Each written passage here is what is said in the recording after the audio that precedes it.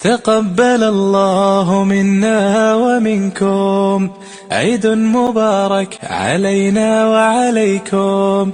تقبل الله منا ومنكم عيد مبارك. अस्सलाम वालेकुम। उम्मीद करती हूँ आप सब खैरियत से होंगे। अल्हम्दुलिल्लाह हम भी ठीक है। और यहाँ पर ये मैंने थैलियाँ ले ली थी, 1 किलो वाली, आधा किलो वाली, 2 किलो वाली भी आप ले सकते हैं। और यहाँ पर एक हमें चाहिए होगा मार्कर और ये टेप चाहिए होगा, कागज़ टेप। और ये वही गोश्त जो सुबह की वीडियो में मैंने आपको दिखाया था कि मेरी जिठानी के घर से आया हुआ है। तो सबसे पहले मैं इसी की ही सफाई कर रही थी और ये सारी चिकनाई जो थी मैंने निकाल ली थी। और ये जो हड्डियाँ थी, ये मोटी वाली हड्डियाँ, ये सारी मैंने एक तरफ तसले में रख दी थी। और इसको मैं किस तरह इस्तेमाल करूँगी ये मैं आगे आपको बताऊँगी। और ये है इस सांचा जिससे मैं तोलूँगी कि मुझे आधा किलो के पैकेट बनाने हैं या 1 किलो के पैकेट बनाने। और यहाँ ये बना ली थी मैंने, छोटी बोटियाँ अलग कर ली थी। और यहाँ पर इसको बाद में देखेंगे कि इसका टिक्का बनाना है या इसका कीमा बनाना है या इसकी कढ़ाई बनानी है।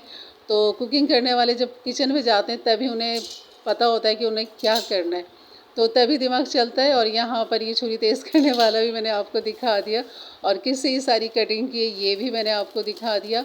और अब यहाँ पर निकालती हूँ मैं ये थैली, ये तकरीबन 1 किलो वाली थैली है।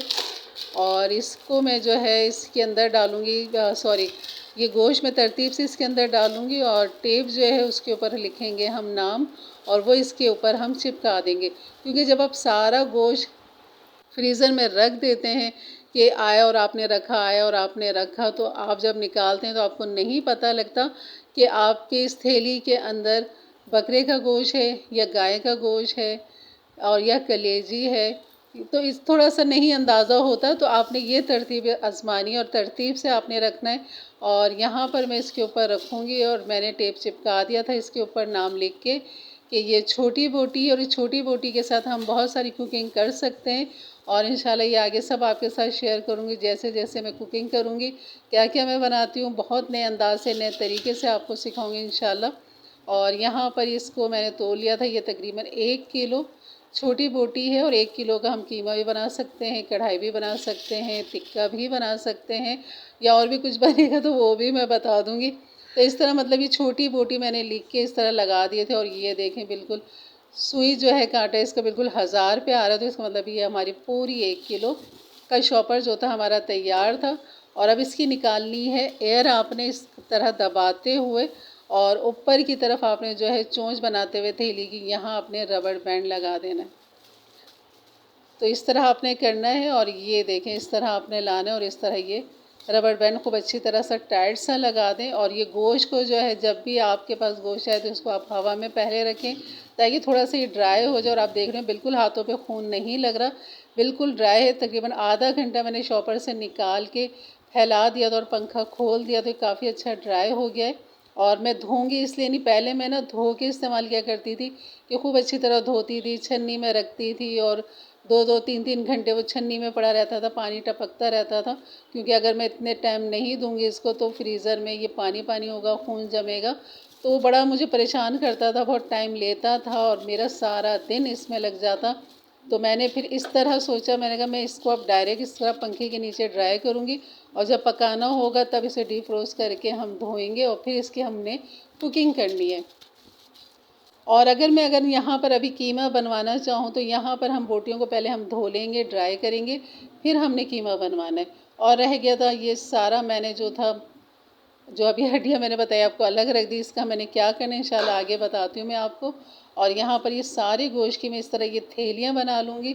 और यहाँ पर मुझे कुछ ये भी नज़र आया कि माशाल्लाह उन्होंने मुझे ये भी भेजा है, ये है गुर्दे और ये है कलेजी, कलेजी की चंद टुकड़े हैं यहाँ पर। और ये है दिल ये दिल भी आ गया, दिल, कलेजी, गुर्दे। और अब मैं बनाऊँगी इसकी कटाकट।